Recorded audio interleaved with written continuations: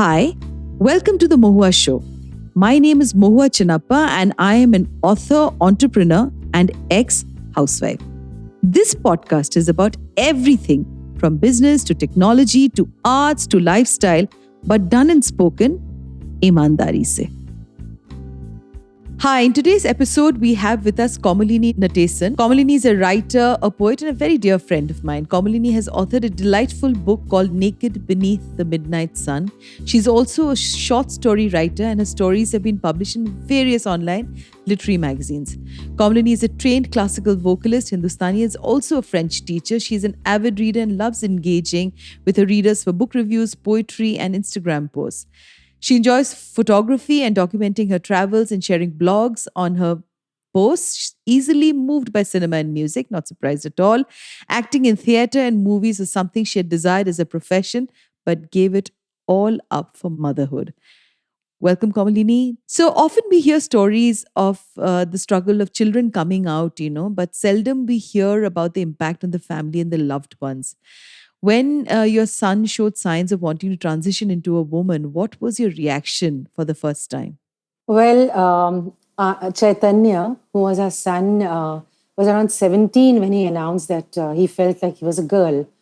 And of course, it came out of the blue. It was a complete shocker because Chaitanya had been a typical boy, chasing skirts in his adolescence, falling in love, having also needed psychiatric help because of the intensity of his love for another girl at the ripe old age of 11. And it was very, very strange that he announces to us one fine day that, he's a girl. And we thought it's another one of those things because at age 4, he had been declared to have ADHD.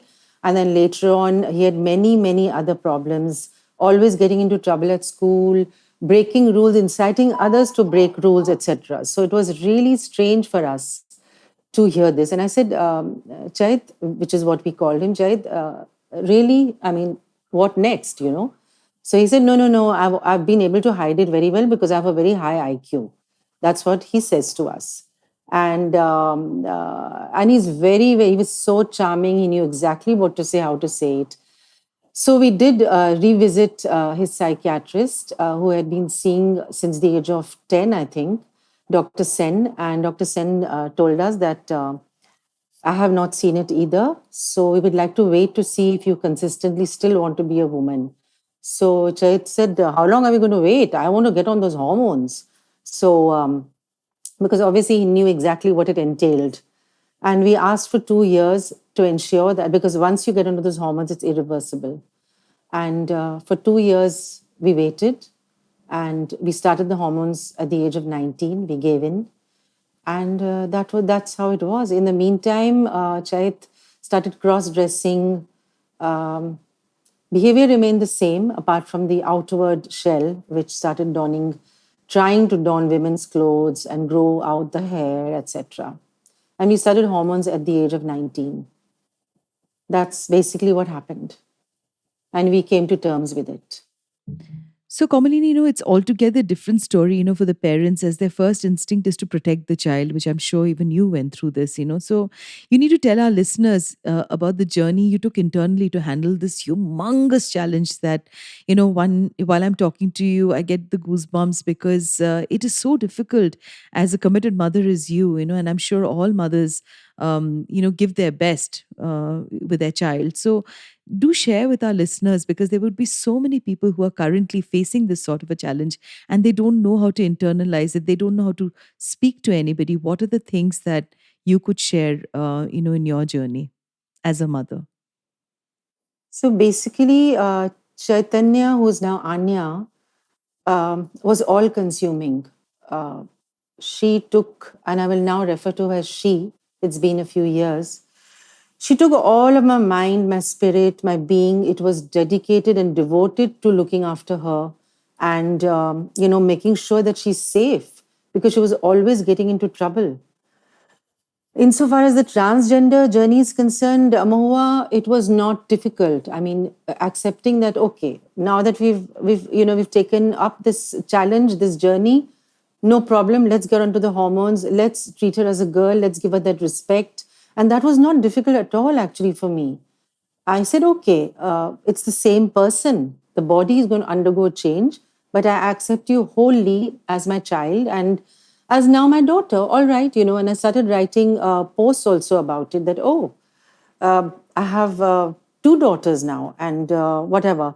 But it was not that which troubled us at all. It was the other stuff that started happening. She started gambling on the side, started stealing from us, started getting into sexual escapades, and all that was very, very troubling for us. And we were regularly seeing psychotherapists and psychiatrists, obviously, to monitor this. And they themselves, and Anya would tell us that, you know what, these people don't know anything. I know better. I know better. And it was very frightening, Mahua. It was a very, very frightening journey. When I discovered that she had actually emptied my bank account on the sly, she took my phone so that she could, get the OTPs and quickly transfer the money, get the money out, and all sorts of things. And finally, she had to be rehabilitated. She had to go to a rehab in Bombay, near Bombay in Kalyan, which cost us an arm and a leg. But we said, okay, this is for our child. And she, of course, there created a ruckus because she said, I want to use the women's toilet and got into all sorts of trouble there also and ran away from there twice.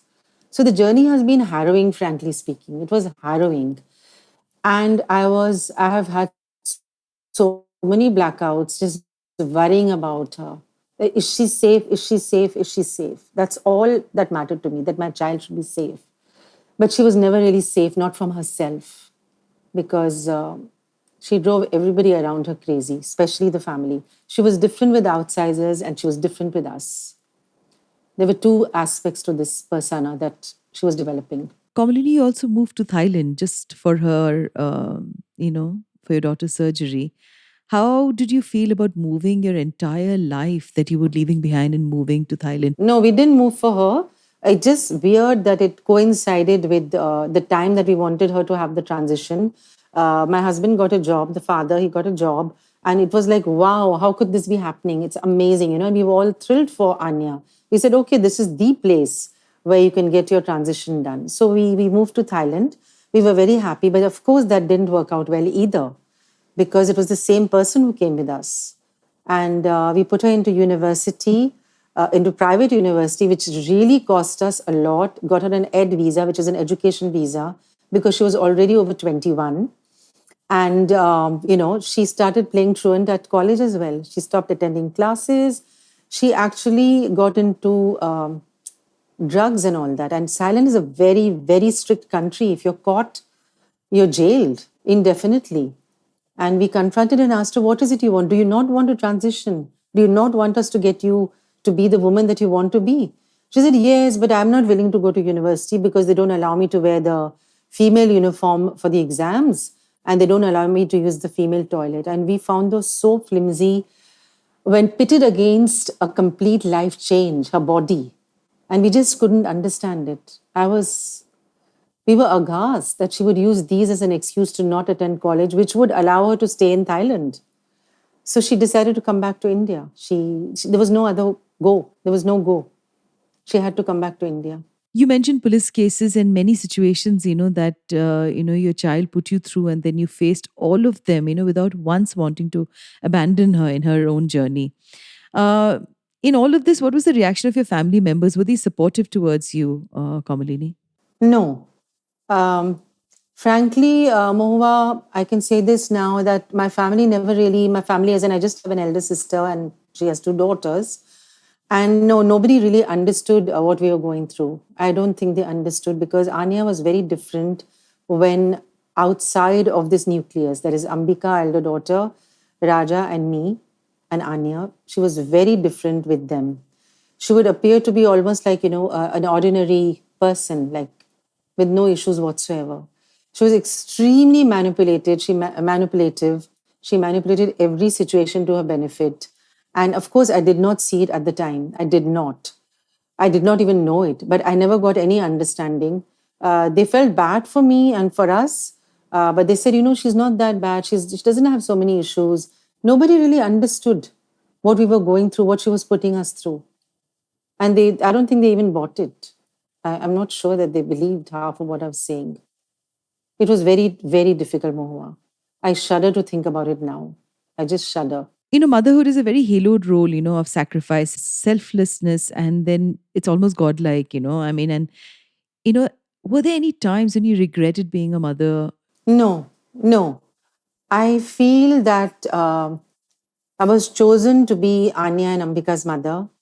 I was chosen to go through these experiences that have actually helped me empathize and become more compassionate toward other parents who might have similar issues and similar kind of children. I have been hurt, I have broken many times, but I have never, ever regretted mothering my two children, ever. It wasn't easy, it's still not easy, but regret, no, no. I have no regrets. I have no regrets whatsoever, Moa. I like being a mother. I like feeling what I feel. I'm okay with the pain.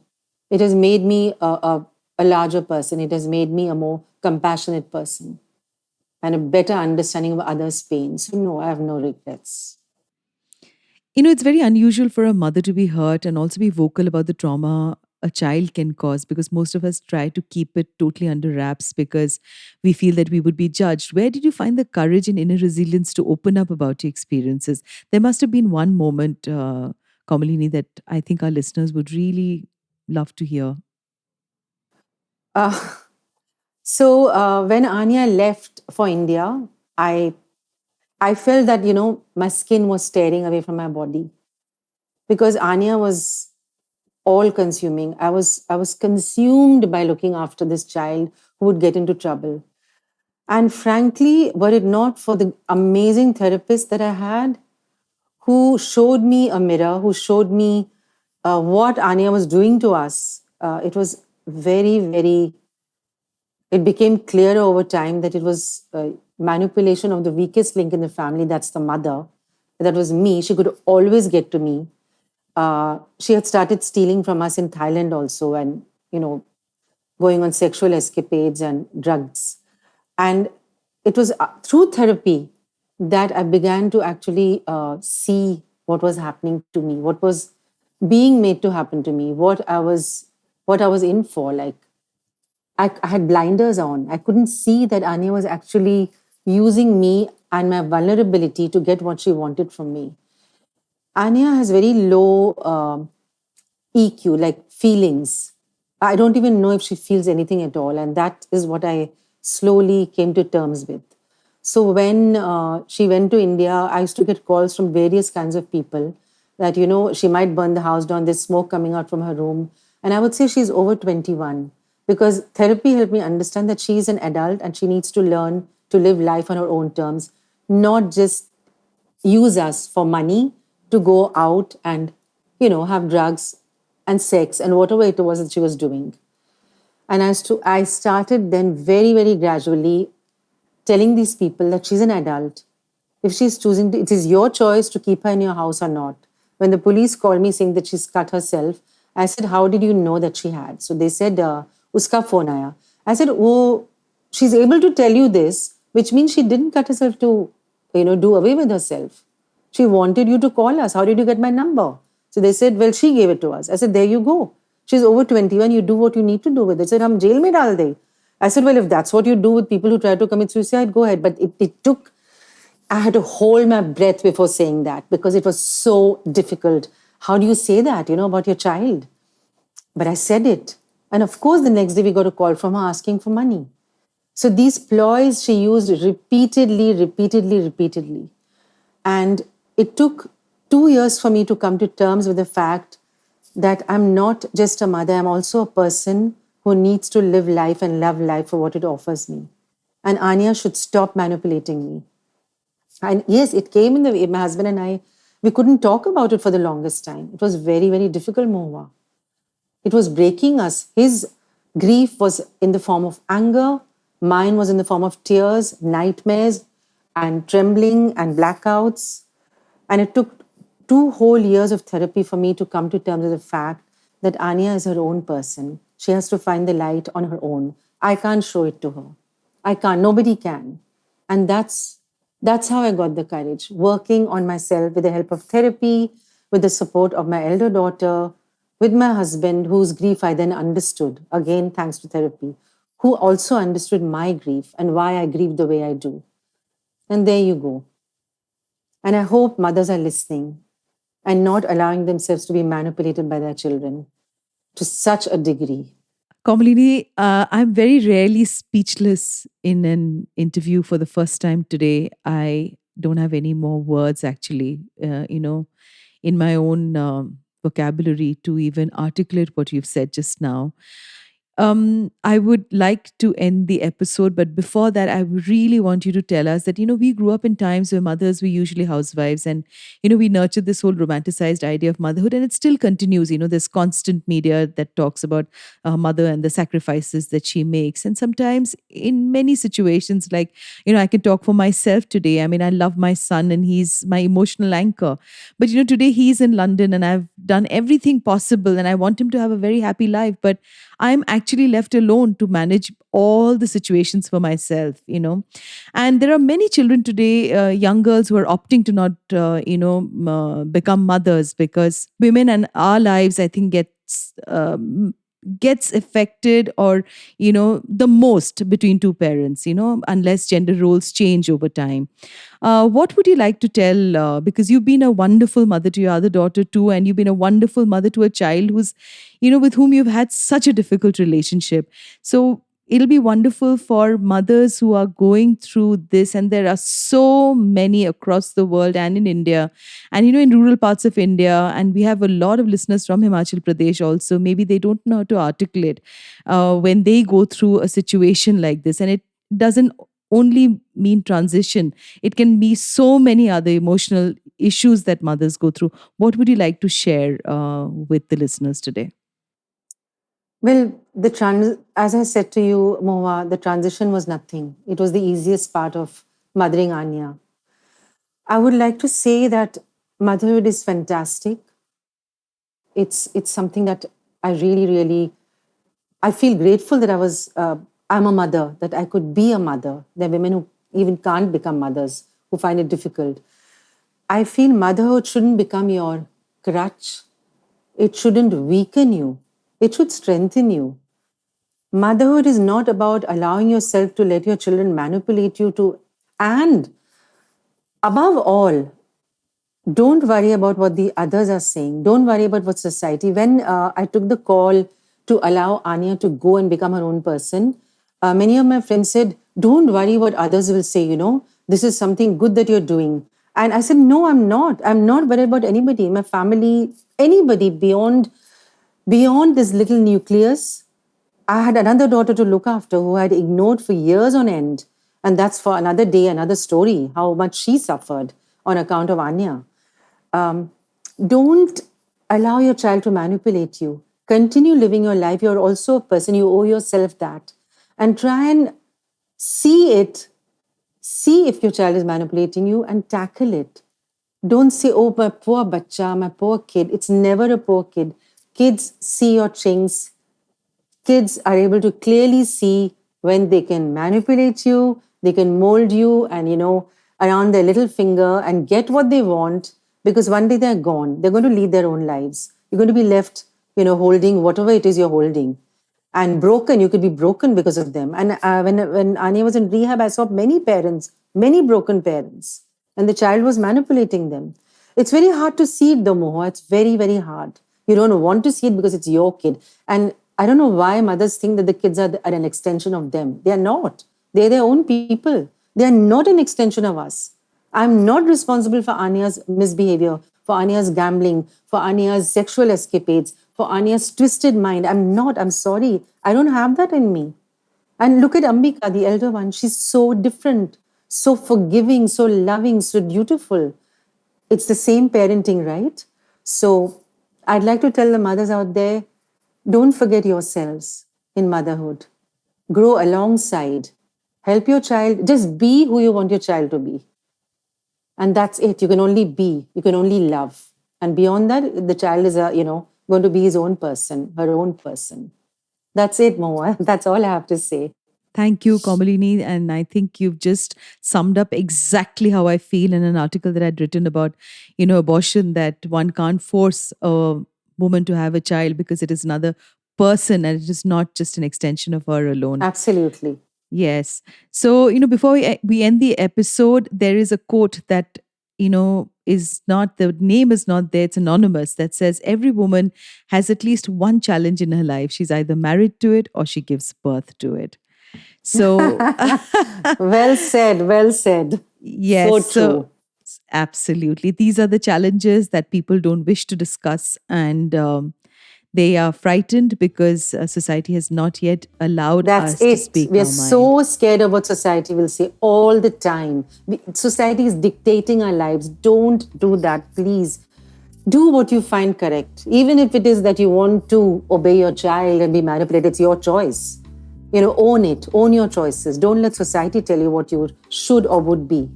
Please. That's what I'd like to tell the audience, the listeners. Really. Thank you, Kamalini. Wish you all the best and thank you for being on today's episode. Thank you, Moha, for having me. Thank you very much. Thank you. To you, our dearest listeners, you can find us on your favorite streaming services, Spotify, Amazon Music, Apple Podcast, and of course on all other major streaming services. With loads of love, we are The Mahua Show, where we talk Imandari Se.